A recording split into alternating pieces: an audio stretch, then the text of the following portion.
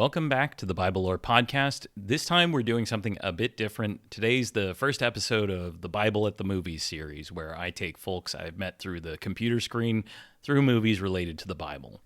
And usually on this show, we talk about the historical and literary backgrounds for some of our most important sacred texts throughout history, and what are movies if not today's sacred scriptures. Reality is, the standard episodes of this show take a shit ton of time to research and write, so I thought I'd break it all up with something a little bit less complex. The first episode will be free, but the rest will be going up for members at patreon.com/BibleLorePodcast, so make sure to check that out. Now, for our first guest, I've got Alex Nichols, Leuvenafken himself, from the WFYM and Fortune Kit podcasts. Alex, welcome to the Ale House at the End of the World. Thanks for having me. Yeah, good to have you, man. So, had you seen this movie before? No, I watched it the other day on 123movies.com. Yeah, I think I used Dopebox. It kept freezing, which made it a really shit experience. You shouldn't have to pay for a movie based on the Bible. It's public domain. Yeah. It doesn't even make any sense how they could charge for that. Are you going to copyright that? Get out of here. So, Alex is an expert on all things poop and also evangelicals who get really upset about the Book of Enoch, which is super helpful for today's episode. I don't know about the former. We'll see how we go. We're talking Noah, the 2014 Darren Aronofsky joint, which has Russell Crowe as Noah, Jennifer Connelly as his wife. I can't remember her name. Naomech. Ray Winstone. He's good. It was okay. It reminded me a lot of it looked kind of like The Hobbit in some parts, if that makes sense. Like that sort of vibe of 2000s fantasy that came out after Pirates of the Caribbean and Lord of the Rings. So a lot of heavy use of CGI that immediately dates it, like within seconds. Yeah, a lot of open rolling meadows. Yeah, it could be like on the Lord of the Rings set. Do you know where they filmed it? Oh, I don't. I meant to look it up and I forgot. Yeah, filming says it was in Iceland. Oh, that would make sense, I guess. I could see that. I think they wanted to have not as many trees, and then the trees are like, I don't know. God plants a forest. Yeah, God plants a forest.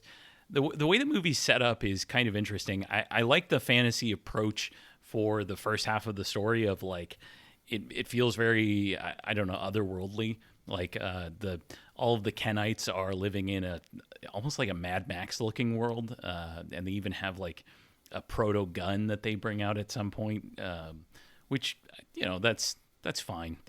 That's I think that's the right way to approach a story like this, where it's weird and it needs to feel really foreign, but also somewhat relatable and using like common cinematic language.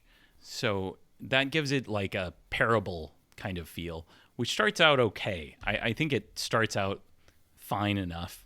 And the Aronofsky, look at all this beautiful imagery of creation. It's fairly effective. But it immediately runs into the fact that the story in Genesis is like a chapter, and it's extremely redundant. Like, it tells the story essentially twice within the same text. And so they have to expand things using the Book of Enoch. And the Book of Enoch is kind of an interesting one. They take some parts of it but leave others. Like in Enoch, the reason that the Watchers, like some of them, get condemned is that they, like in Genesis, have sex with human women, which is like forbidden. But also part of it, if I remember right, is that they like teach women to use makeup, which I guess they didn't put that in here. That's like a little sexist, I guess, for 2014. It makes it kind of interesting for a few other reasons as well.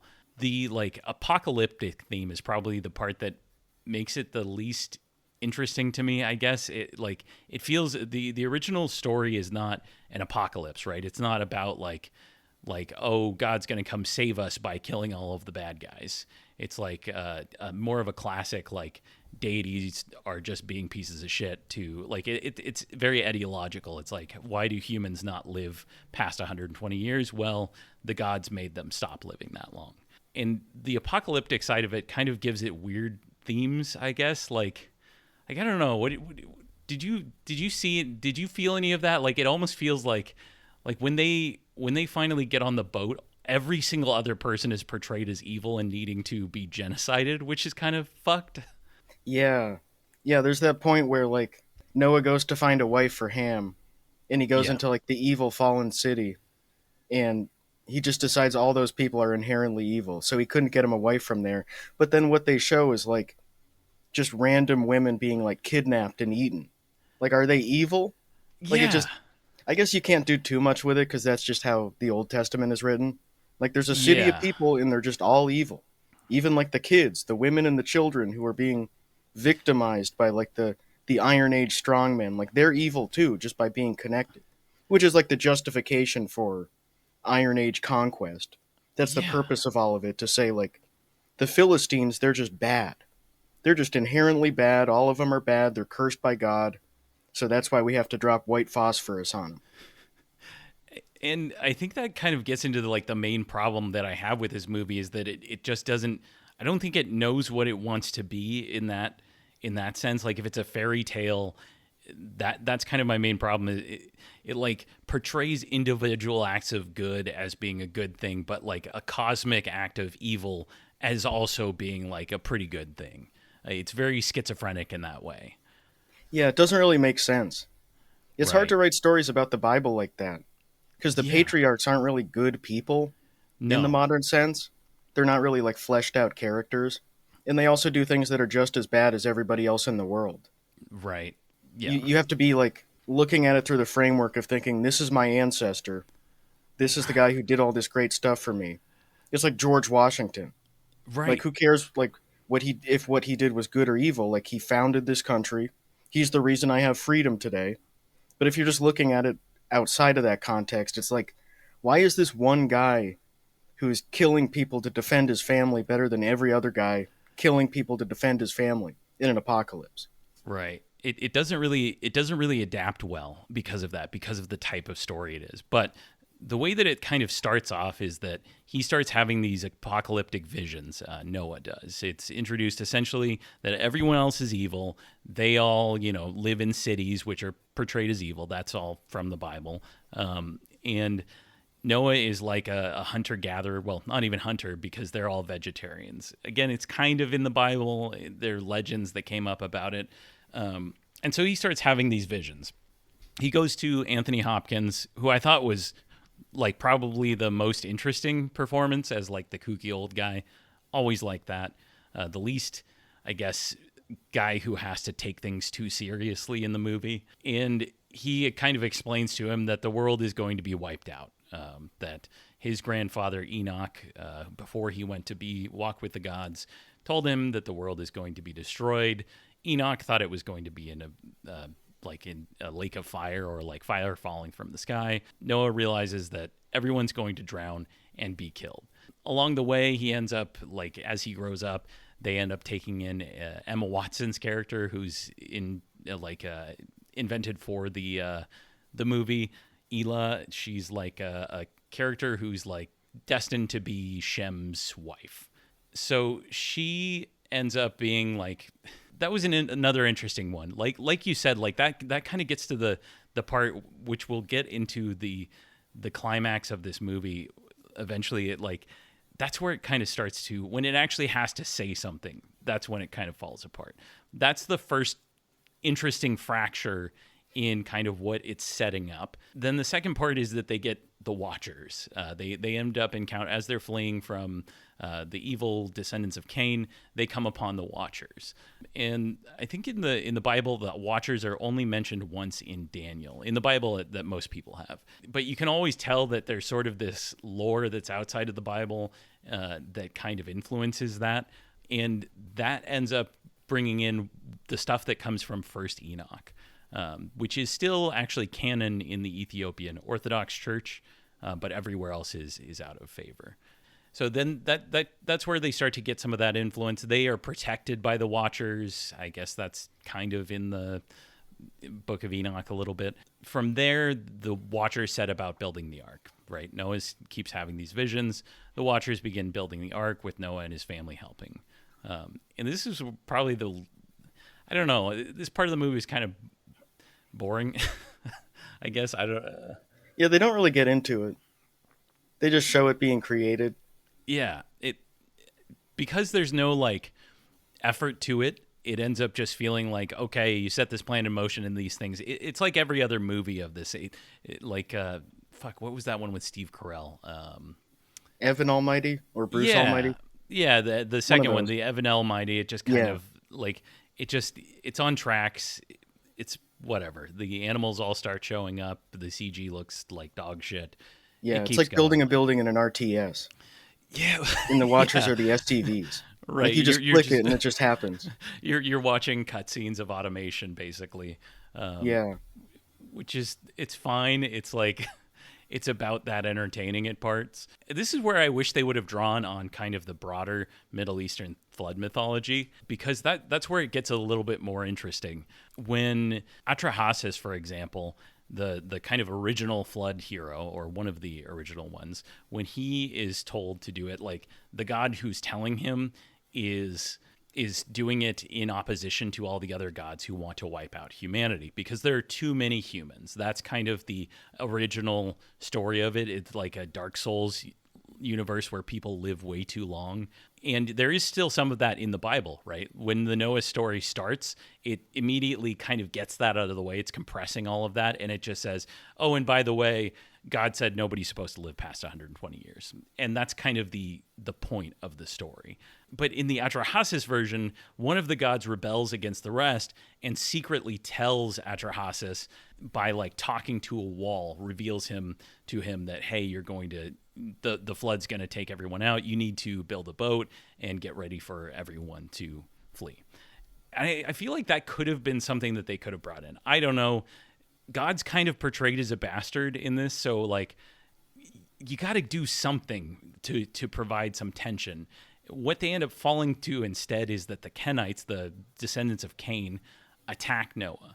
And this is where you get Ray Winstone, who is really great in pretty much everything he's in.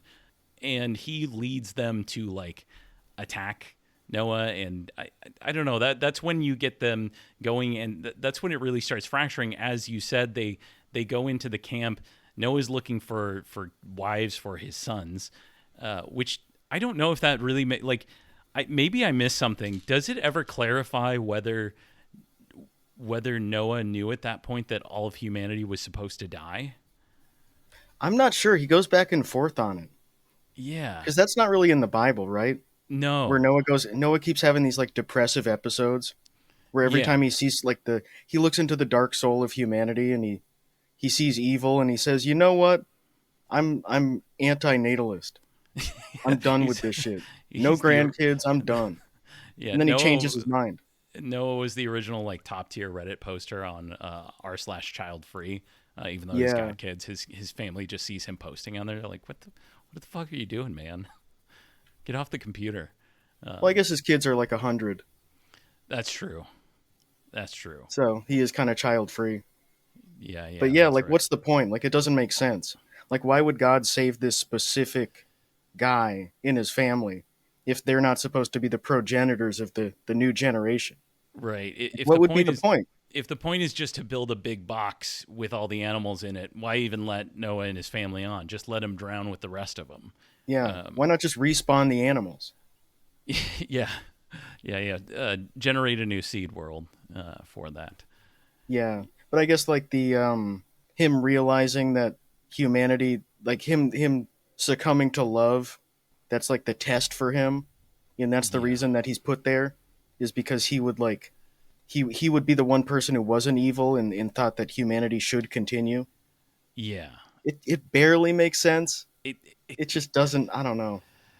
it doesn't really, yeah, it really doesn't go very well. But they start to set up at least kind of the climax a little bit. They have Ham go and on his own after his father fails to find them wives. He can't bear to be a pussyless guy for the rest of his life. He doesn't want to be a virgin, and so he goes into the Kenites camp and tries to find a woman. As they're getting back to the Ark, a stampede occurs. She's trampled to death in a pretty brutal scene.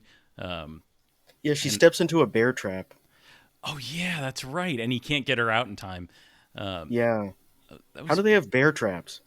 yeah, that was kind of that was part of it that I wish they'd explored a little bit more, right? They set up that this society that Cain and his descendants had, like they really lean into them as like the genius metallurgists. It seems like they're like 5 years away from making a machine gun at this Yeah, point. Tubal Cain, the first blacksmith.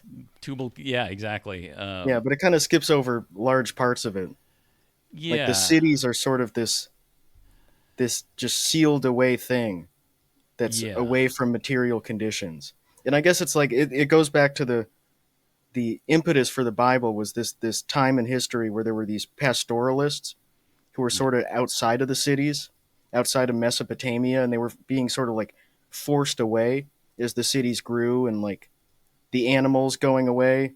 That's probably part of it too. Like all right, these natural resources just being taken away and like the customary land that didn't have title to it or was informally owned, it became formally owned and assigned to empires and stuff. And you had right, these people wandering around outside of Mesopotamia. In the early Israelites are sort of like a representation of that, like Abraham leaving the cities and going off to his own land. Like people dealing with this stuff for the first time. Like that there are these set empires there yeah, that are they have to enslave people and yeah, there's no like freedom anymore. And it's sort of like a rebellion against that. But then they just form cities again. Like yeah. Ham just goes out and forms more cities. And there's no countryside to support the cities. It's just empty fields and then these huge cities where they have metallurgy. Yeah, and if they'd leaned into that more, I think I would have been fine with it. But as it stands, it like stuff in the Bible, it stands as kind of a blind motif from the Bible itself that doesn't adapt very well into a modern story.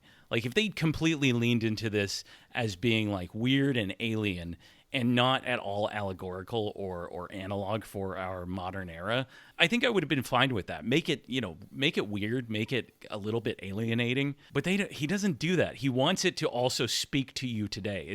It's very like Aronofsky in that it's very moralizing and kind of. I always feel like he's condescending to me in his movies a little bit, uh, and that part of it, it's like they specifically are like, oh, they don't take care of the earth. They're too violent. They're all. It's like, yeah, but you're taking the Bible at face value when it says that like the nomadic agrarian folks weren't also pieces of shit. Like, of course, it's on a different scale, but like the ideal here is not actually something that is at all applicable today. Like, if you really draw from this the themes that he seems to be getting at, it's not. I don't know. It still maintains this kind of horror show element to it. Yeah, it's like the old thing about going off into the woods because society's evil, Right. and it doesn't really solve the problem because you're just avoiding society, and everybody can't live like that.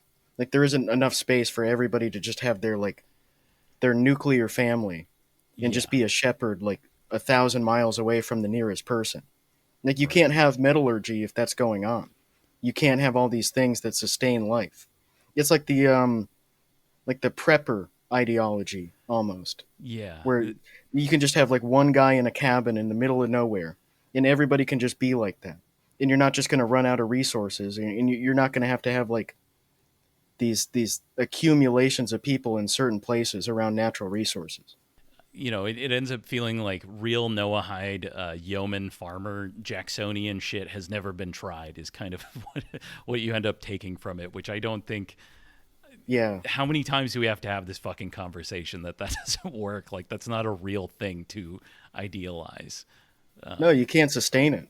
You're just temporarily running away from it, and then Yeah. it just comes back, like it does in the Bible, where he kills off humanity, and then it just comes back. And then the same shit happens, like Sodom and Gomorrah. That's after that, right? Yeah.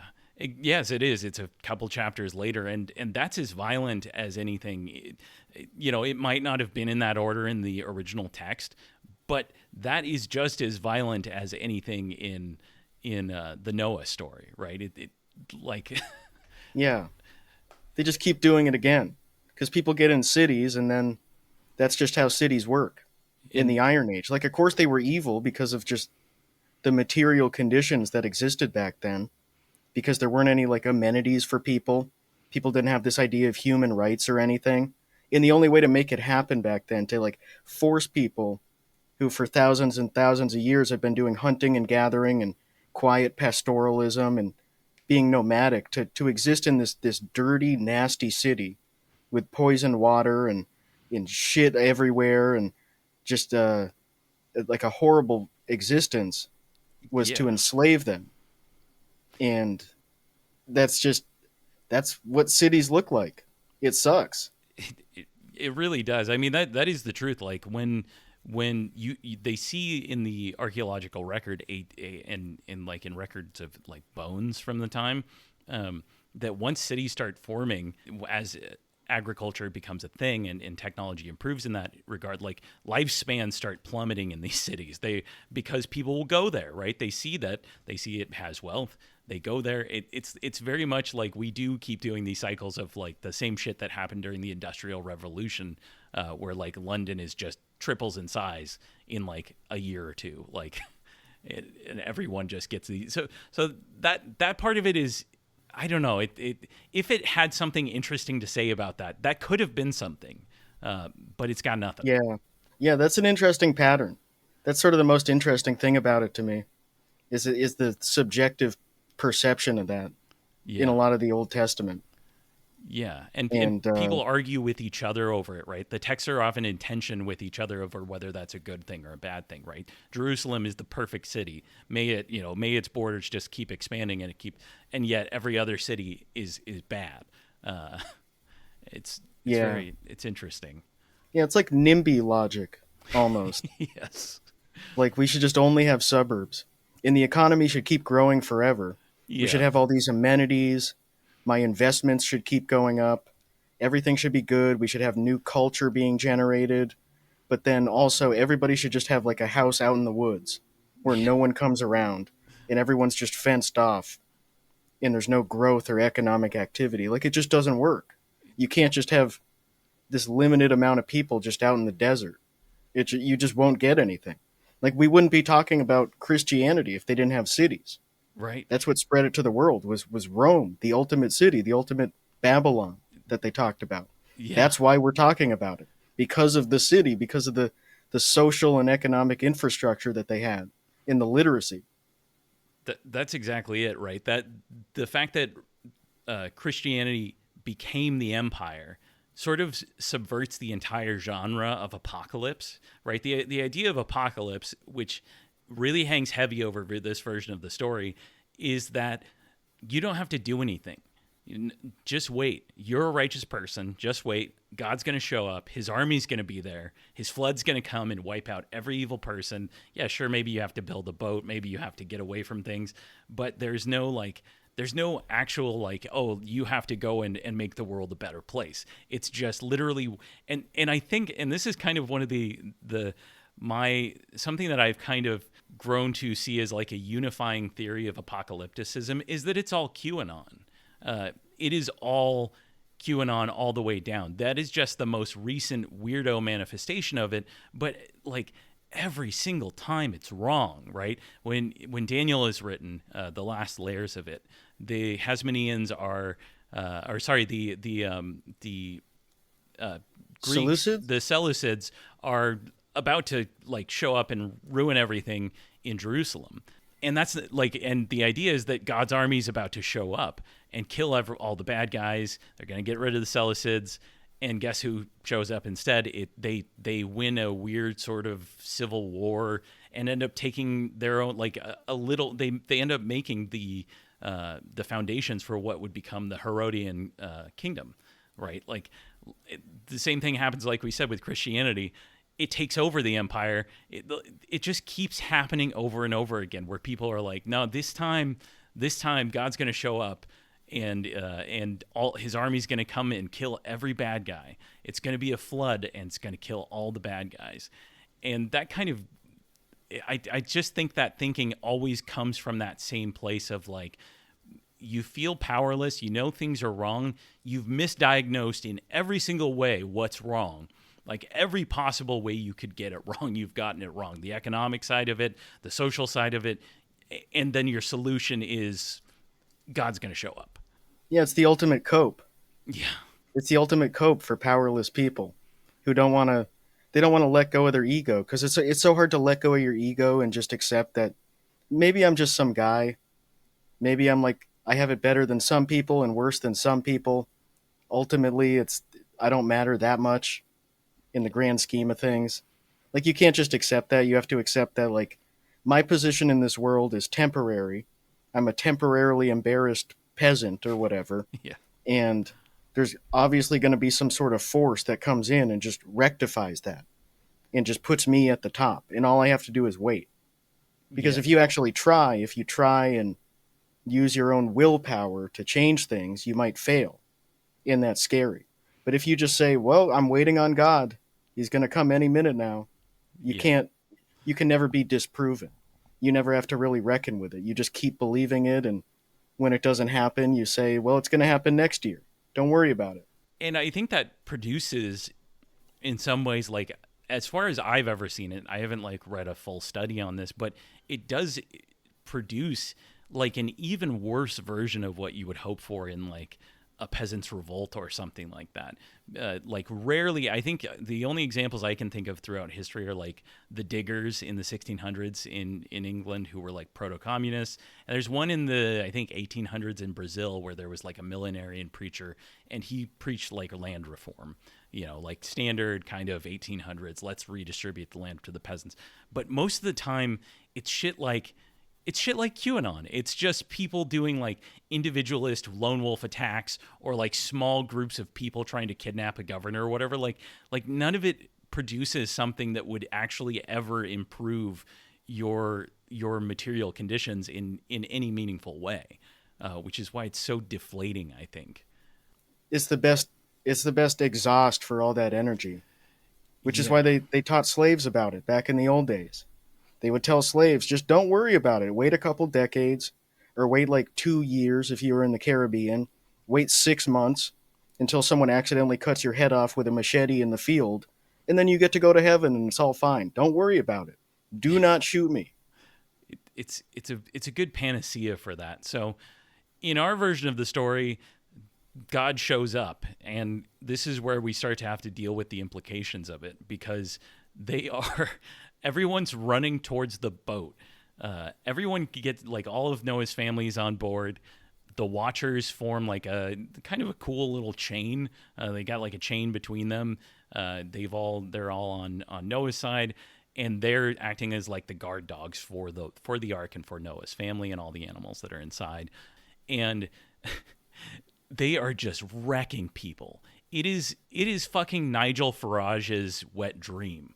If this movie has kind of an ethos, it's like if he, like, I think Aronofsky said that he considered it to some degree to be about climate change. If it's about climate change, it is like the ultimate, eco-fascism, I think, is like a rare thing, because most fascists, I don't think, like, most far-right people even believe in climate change, really.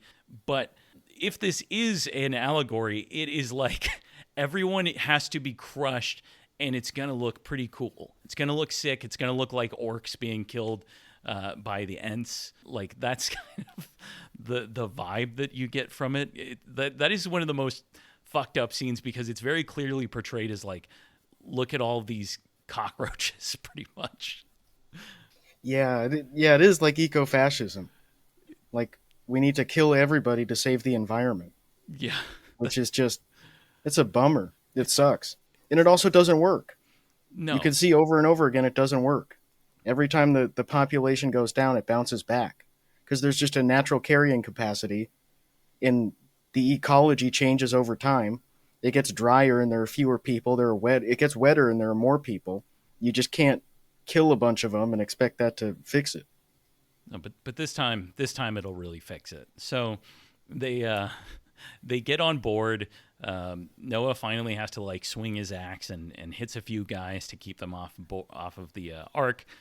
They get inside, and Tubal-Cain sneaks on. He sort of secretes himself by sneaking on from a secondary window or something like that, and he's injured. And so the flood starts. Noah immediately sees just all of the things that were in his vision, people just drowning, a real horror show. And this is where I was wondering if it could get interesting and reckon with the implications of that. That's where I was like, okay, it's showing how awful this is. It has shown that there are some good people among them. Is there anything that's going to come from that? And it ups that climax by revealing that Emma Watson's character, Shem's wife, that they picked up earlier, is pregnant. And Noah basically says, we got to get rid of this bitch. we gotta kill her. And that kind of brings it closer a bit to the climax of the movie as it sets this up. It fast forwards, I think, like the full 9 months, it feels like, which, again, liberties taken, whatever, I don't care. It's the Bible. It's all made up anyway. And so she's about to give birth. Tubal-Cain has regained his strength by eating some of the animals. I guess maybe that's why we don't get dinosaurs on the other side of the flood, is that he ate them all. Yeah, and there's one he kills. Yeah. To like try to do some sort of plot to like get Noah's attention or something. He puts his knife into one of them, and we don't see what it was, but I guess we don't have that one. Yeah, it didn't. We don't get to have that animal. Sorry. It didn't really pick that up. It was like maybe it was the giant sloth. I don't know. Like the something like that. The dire wolf. Yeah, that's why we don't get saber-toothed tigers anymore. Yeah. Bummer. Well, he probably did us a favor. Yeah. You don't think they would be friendly? I don't know. You'd have to like detooth them or something. Yeah. The You'd have to get them declawed. Yeah. Oh man, someone's probably done that with like a pet tiger. God, that shit's so fucked up. Yeah. So that brings it to the climax of the movie. Shem, or was it Ham, who's mad about his potential wife getting killed, is talked into the ear of by Tubal-Cain, by Ray Winstone. And he's like covered. That was kind of some of the horror imagery I liked. He's like covered in, it looks like an abattoir or something like that. The entire place he's in is just like raw meat hanging around. That was fairly effective. And so he lures Noah into his chamber. He's regained his strength from eating all the meat. He's on the carnivore diet, and he tries to kill Noah. Noah ends up getting the best of him to some degree, and Ham, for some reason that's not really explained, kills Tubal-Cain, even though he's the one who he has a change of heart, I guess, that's not really explained. I didn't really get that. I don't know. Did I miss something?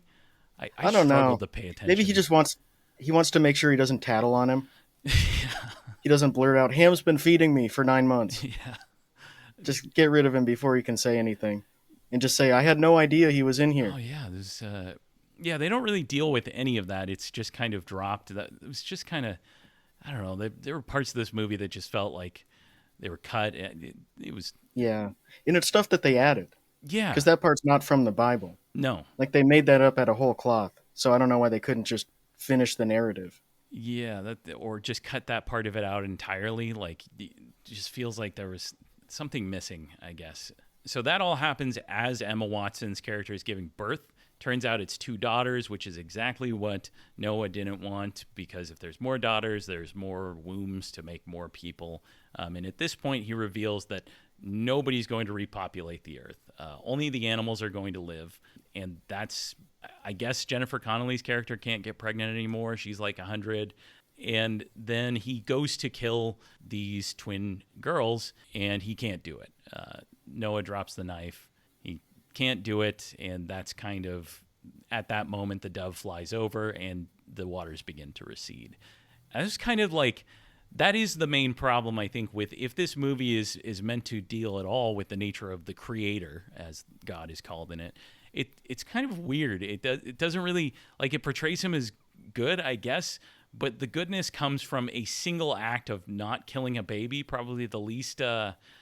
That doesn't exactly engender like strong moral certitude in me. Like maybe if you'd brought someone on board, I don't know what you could do, but that really was an odd one, because it ends up portraying like, oh yeah, the arbiter of what's good or not just killed a bunch of people that we are shown can be good, but he determines that Noah is good because Noah won't do that same thing to 2 people, like to 2 babies, and that's it. Like that's who are his family. Yeah, it wasn't particularly affecting, I guess, for me. Yeah. Maybe I'm too cynical. Like it's something anyone would do. Yeah. Anyone would be reticent about killing their family. Same thing with Abraham and Isaac. It's the same sort of thing. Like, what is this supposed to say? What does this mean? Like, it's just blind faith in God, I guess, Yeah. which is probably more effective back in the old days than it is today. Because Right. now we see someone who's like, I I got a vision from God that I have to kill my family. We don't think that guy's really good for sticking to the plan or backing out at the last minute. Like you're just Chris Benoit. It's not good. There's nothing good about it. And that was the part that, like, in the Abraham and Isaac story, it's kind of fucked up. But at the very least, an angel is the one who stops him from doing it. Like, right, a messenger stays his hand and says, no, here's a substitution in its place. In this case, it's just that Noah feels bad. It's not like, so he didn't have faith in God. He actually questions God, but then, like, it feels very individualistic in a way that's kind of nasty. So that's where we get to the ending. And the ending part of this is probably the most interesting because there's a lot packed into just a few scenes. And the reason for that is that Noah's story originally was not as Atrahasis. He was not supposed to be the Pishtim of the Bible. He started out as the world, like an etiology instead for the world's first horticulturist. He was supposed to be the first vintner, like the guy that's what the story originally is that, like, maybe there was something about him restoring the land, like there are vestiges of the idea that the land had become terrible and couldn't sustain people, that there was some sort of natural disaster. Maybe that's why they chose him to be, like, the author chose him to be Atrahasis. But that's kind of where we get it. And so Noah gets off of the boat, everyone gets off, and he immediately becomes depressed because he realizes the cycle is going to restart again, and it's just going to result in the same thing. So he Scared his family for no reason. Yeah. He killed all He those just people made everyone for no hate him. reasons, basically, and didn't let people onto the boat. Yeah. Like, what would have happened to him if he didn't obey God? Because they don't talk about hell. No, there is no And I hell. don't think they had a conception of hell back then. So, like, what would happen? Yeah, he would go to Sheol like everyone else. And like, if God killed all of the animals, couldn't he just make them again? It kind of hits like a why did you do it this way sort of question that I think everyone has as a kid reading the Bible. Like, why didn't you just Yeah. do it a different way? Yeah, he could just reset the whole thing. He Yeah. could just hit the reset button. Because it took him a week. It only took him a week to make the whole thing. Yeah, You don't have that's a easy. week? You don't got a What are you, week. busy? Why do you have to have humans do it in this convoluted way? You could snap your fingers and just make a new Earth. You could just make a million Earths around every habitable star and just pick the best one. Yeah, exactly. And That's probably where he is now. He probably found some other planet. yeah, probably did a better job too. They probably did figure out Jacksonian yeomanship there. So, Yeah. so Noah gets drunk and he passes out. And this is one of the more interesting stories to me in this whole thing because it's only very briefly shown. But at a certain point, Ham, who's still upset with him over not being able to get his girl and not getting support from his father in that, is like sees Russell Crowe's bare ass on the beach, and just stands there. And then the other two sons come up and cover him with a cloak. So that is from the Bible, and Yeah, the curse of Ham. yeah, I do like the way they do it, where instead of it being like this thing where he's actually cursed by God, or the classic thing where he's cursed with black skin and yeah, becomes the ancestor of all sub-Saharan Africans for some reason, because he saw his dad drunk and naked, yeah. or maybe like raped him. That's Some another people have said that it interpretation, could be something like that, right? but the way it's portrayed in the movie is basically like he's like way too old to be living with his dad, and he like sees his dad like walking around with an unbuttoned bathrobe and just sees his dick, and he's like, you know what, I gotta get out of I here. gotta get out of this I gotta. town. I'm done. I can't be around here anymore. This is the last thing. This is the last fucking thing I see my dad hanging meat curtain like on the beach Yeah, my dad It's too doesn't wear much. underwear anymore. I gotta move out. I can't do this. and and that like so I kind of appreciated that as kind of a resolution. What's really like so there's the often like you mentioned the idea that he raped his dad. The Hebrew is usually translated as uncovered his nakedness or something like that, which is weird. And they do use euphemisms like that, like saw her feet as like something for sex. So the, the drunkenness, the fact that it seems similar to like the story of Lot and his daughters a few chapters later has made some people think that it was rape, and I don't think that's entirely unjustified. Someone else pointed out though that it's similar to a Greek myth, which is one where I think what happens is that Cronus is usually the father of the gods. His father, though, is Uranus above him. And at one point, Cronus castrates his father. And what's really interesting, though, is that Japheth, or however you pronounce it, Japheth, probably, his name is actually the same name as, I think, Jupiter, or Iapetus is the character's name in the Greek mythology. And so what some people think is maybe this is a vestige of that kind of myth, where instead of that, what happened was that for some reason, unprovoked, I guess, or we don't really know, Japheth goes and castrates his father, and that's why he's cursed to walk the earth or to wander, and given a mark like Cain is. Which I didn't know that until I started researching it for this episode.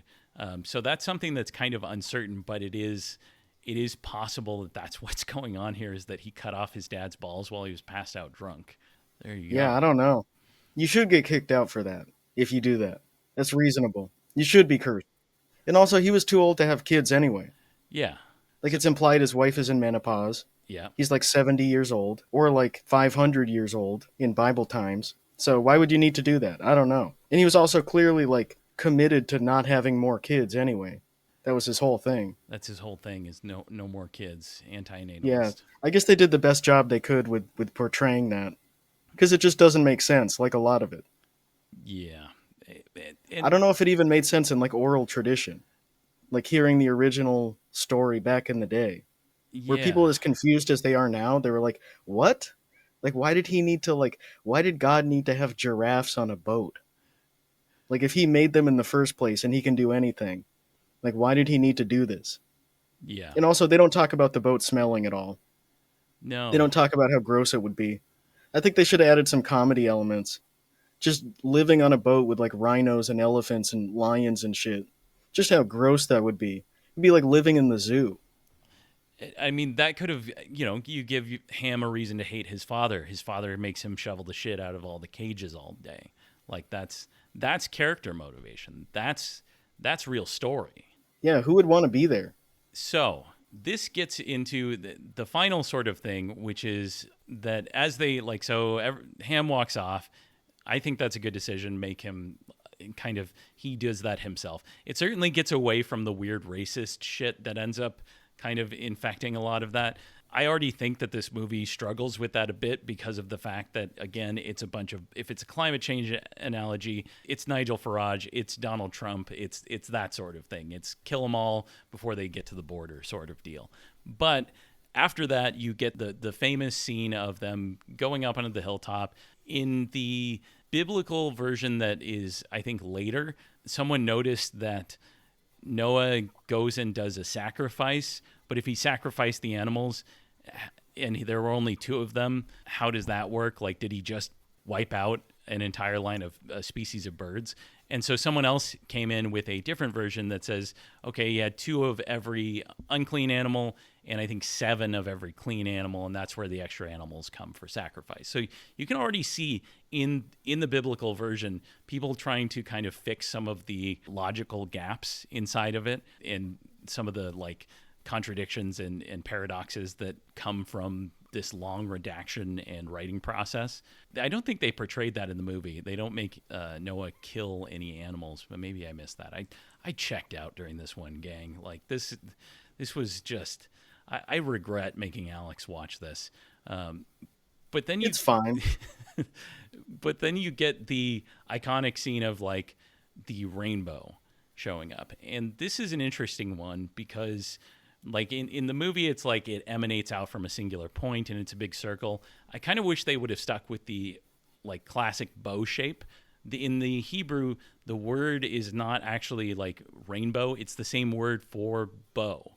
And in some versions of Mesopotamian tales, I believe it's with Enki, he essentially hangs up his war bow in one of the myths in a similar fashion, I think, but as a constellation. I don't even know if we know which constellation, but it's his dick, it's his cock, is his bow. Like that is a direct sort of thing. He refers to his giant penis as his bow in one scene, and they sort of take that away. They also take away the fact that it's that like, and this is something I think a lot of readers don't realize, is that is kind of the God's not going to kill us anymore. He's hanging his bow in the heavens. He's putting away his weapons of war. Obviously, that doesn't really take. He certainly picks that bad boy back up pretty soon after. But that is God's bow penis that gets hung in the sky. Not a big circular pulsating thing. No, no, no. He's got a big curved one.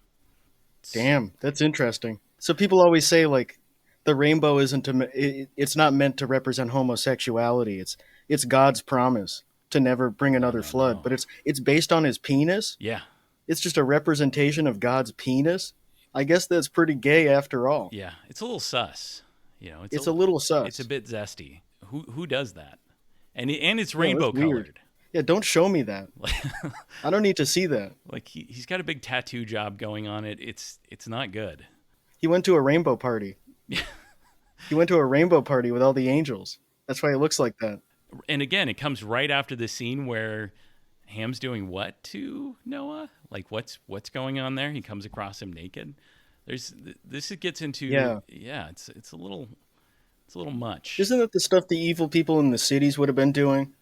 Like, how are you guys any better? That's right. You're doing all this weird shit, trying to kill your family, looking at your dad's butt. Like, they just seem like a really dysfunctional bunch of people. Other than, like, Shem, I guess. Yeah. Well, he's the only him and the kid are kind of like the dead weight of this movie, I guess. They're not like they don't really do anything in it. They're just kind of hang out. It's like Yeah. I don't know. Yeah, Ham's the only real character with development. Shem's just the good son, who's, I guess, the ancestor of Middle Easterners. Yeah. And then Japheth is the ancestor of the Greeks, Yeah. supposedly. And then Ham is the ancestor of the Asians. Yeah. And one of them, I believe it was I want to say Shem. One of them was added later, which is interesting.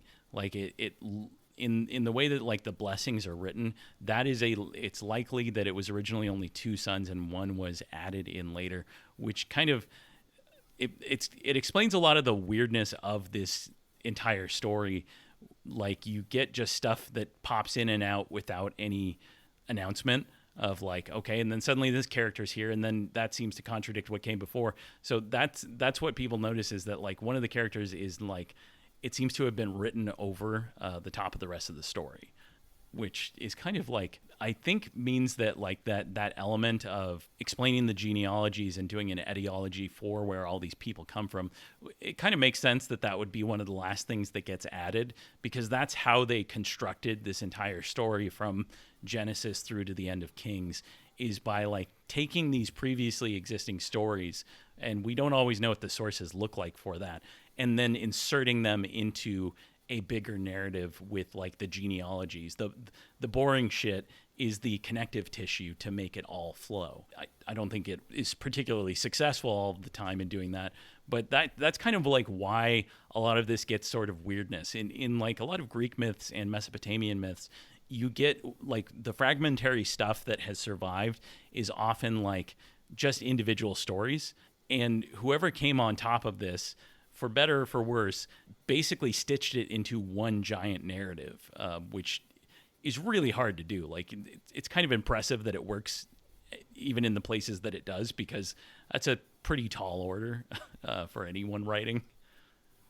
But that's the kind of secret lore of Noah. Yeah, it's hard to make a movie out of it. Yeah. It's hard to make a movie out of any Bible stuff. because it just doesn't really make sense. Yep. You have to be in a certain social political context.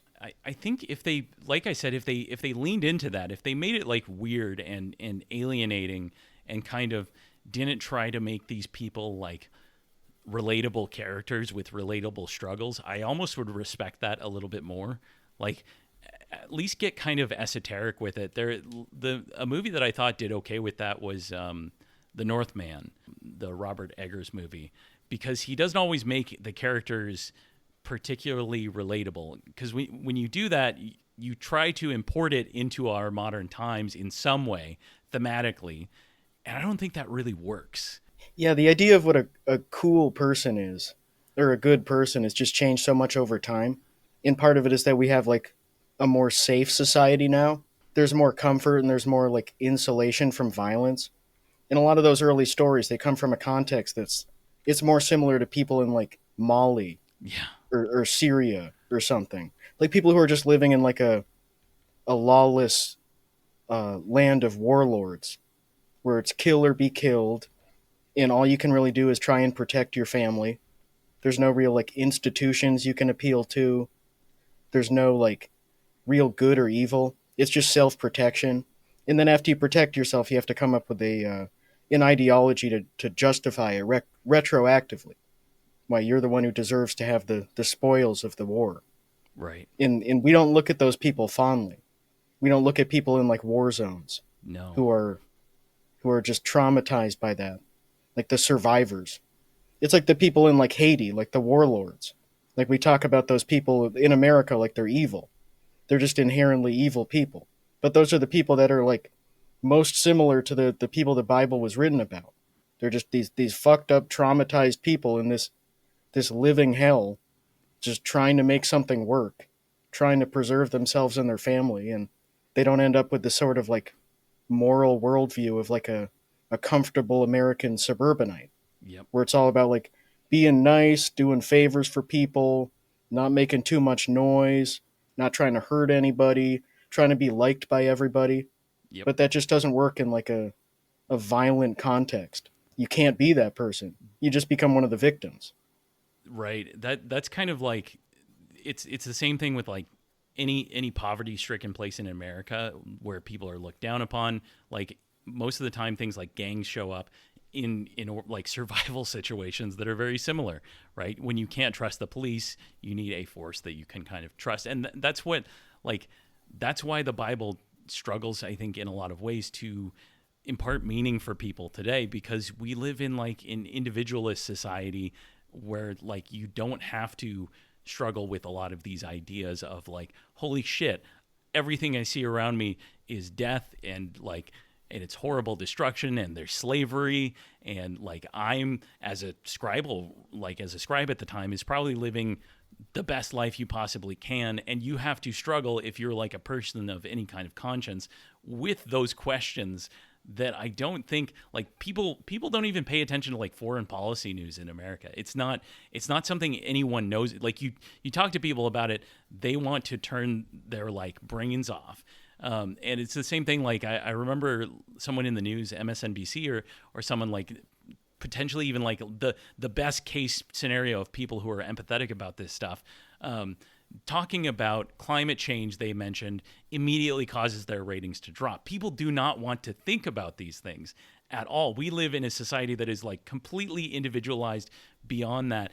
And that makes this stuff really foreign to us, because these people are sometimes grappling with these questions, because you can't just change the channel. You can't turn it off. You're seeing it every day around you.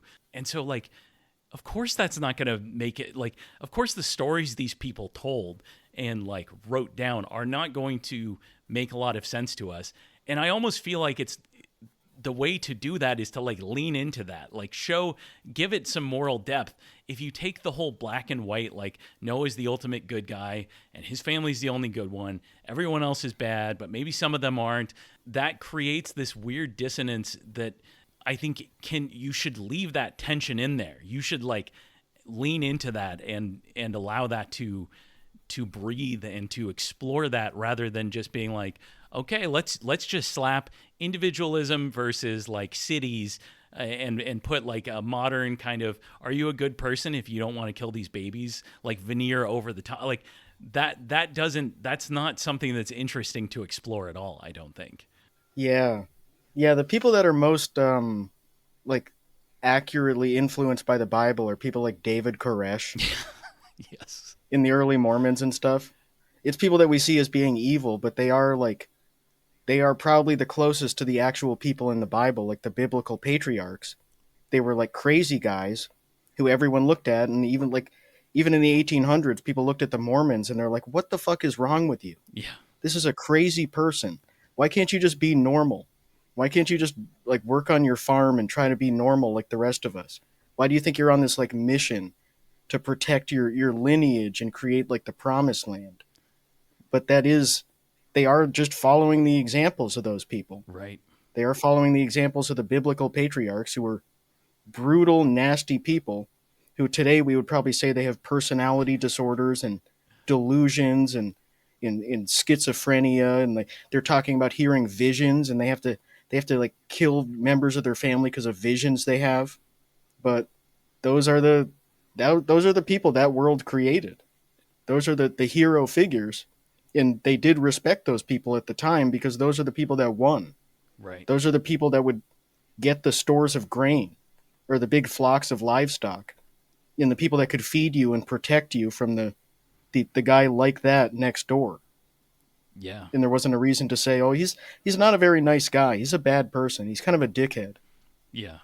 And like you said, like I think that's kind of always one of the tensions that I've found in religion is the difference between people who recognize, I think, whether intuitively or not, that like there's an amount of social normalcy that you have to stick with. You don't want to be too weird about it, because if you take everything as super serious as possible, you end up becoming a David Koresh type figure. You end up or like best case scenario, you become like Ken Ham or like the young Earth creationist type people who like accurately read the Bible in its cosmology, and even they will be like, no, flat Earth is too far. And for like a flat earther, some of them will be like, no, aliens are too far. There's always someone who's like, you can point to and saying, like, you know, Ben Shapiro points at the young earthers and young earth creationists says, no, they're taking it too, like it is almost like on a weirdness spectrum of how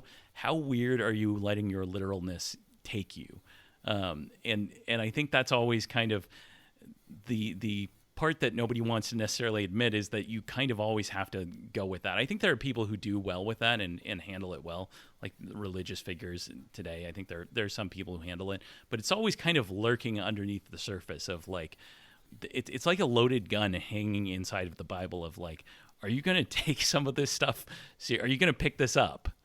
Yeah, it's a very tortured thing where there are all these examples of these people who are like mentally ill, who are just crazy people who start a cult, like Jesus. Like if you're actually following the example of Jesus, you end up with stuff like Queen Romana from Canada.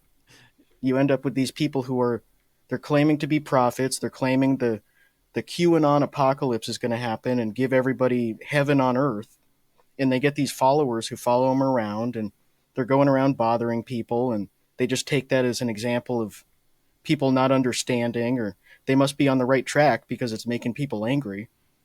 Like if you're accurately reading the Bible, that's what you have to do. Right. And it is telling you to do that. It is telling people to do shit like that if you really look at it. But then you there's also like, if you're rational at all, you look at that and you say, that's not really good. No. That's not really good because everybody's going to get mad at me. I'm probably going to get killed by the police. There's a chance that no one believes you when you say you're a prophet. So most people, they've got one foot in the real world, even if they believe that stuff. Like, no, we can't do that. We can't do that because I'm going to get yelled at. But it's like a dangerous thing. It's just, it has that shit dangling there for mentally ill people to look at, Yeah. where it shows that there was this mentally ill person who went around pissing everybody off, saying they hear visions from God, and they turned out to be the hero. And everybody else was wrong, and they got killed. Yep. It's just not good to have that in your holy book. No, that everyone reads. Probably not great. And that's kind of where I sit on on Noah as this character is it's like it hangs heavy over like a lot of the things that you can use to end up creating a lot of chaos with the Bible. And that's why I almost wish that the story would explore that to some extent. And if someone wants to do an adaptation of it, feel free to make it weird like that, because that's kind of what is missing is this like one of the craziest things when you read about like how Christianity sort of took over America. One of the things that happens is that America shuts down its state churches. They do that with the Constitution. Some of the states maintained churches for a while, but they didn't have like federal funding. They're like because of that separation from the actual function of state, they die. And what picks up in its place is basically like those kind of guys. That's what ends up creating like Mormonism downstream, like Seventh-day Adventists, millenarians, like that all flows out of like in the late 1700s, around the turn of the century, all of this kind of breaking down. And so you kind of get these figures who end up being like taking the apocalyptic stuff.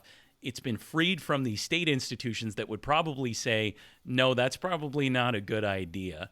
And it allows them to kind of read into these things and really take them seriously. And so now we have, people speaking in tongues and stuff like that today as a result. So yeah, you have to keep a damper on it. You do have to have the state or the church or something, or it goes to hell. Yeah. It just goes crazy. And it is interesting. It's more entertaining seeing these crazy lay preachers just competing with each other to be provocative. Yeah. It's almost like it's like a market function. It functions like the market. That's exactly which is it. why like Calvinism especially and Protestantism are like associated with capitalism in the same way Catholicism was built around the feudal economic system. Yep. It's you get to choose who you want to listen to. It's people competing in this open marketplace, sort of in the same way they were in the original Bible, where you didn't have these state structures as much. Right. And you just had these guys going around with their flock of sheep and their followers. And whoever just ends up winning by accident, they get to write the story. Right. And or surviving the longest is the other part, like just out of sheer ability to outlast everyone else. So that's kind of I guess that's our unifying theme on Noah, is that it is a deeply reactionary fascist piece of bizarre QAnon art. Russell Crowe, right before he really blew up in some ways. Yeah, I don't know. It was fine. It was okay. It's whatever. I'll forget it by next week. Yeah, it's about as good as you could do. Yep. Making a blockbuster movie out of this without pissing off Christians too much. Yeah. It's not really like a Christian movie. No, but it's also it takes in a it's lot not of anti-Christian. Yeah, and it takes a lot of Christian stuff in it, right? It takes in like the doctrine of original sin as in the story, which it's not really. That's not really the driving force. It does take a lot of that as kind of accepted tradition. So it is kind of, it's a Christian movie despite not being made by like as far as I know, a Christian guy in a lot of ways. So. Well, I think that's kind of where I'm at with this movie. It's fine. It's okay. And we'll forget it by next week. So, Alex, thank you for coming on the show. Yeah, thanks for having me. And Alex, you can find him on Fortune Kit, on WFYM Radio, and of course at twitch.tv/Chapo Trap House. Are there still tickets for the live show? I think there might be a couple. June 7th in Beacon, New York. Perfect. So with that, thanks everybody, and we'll see you next time. Dave Dwayne.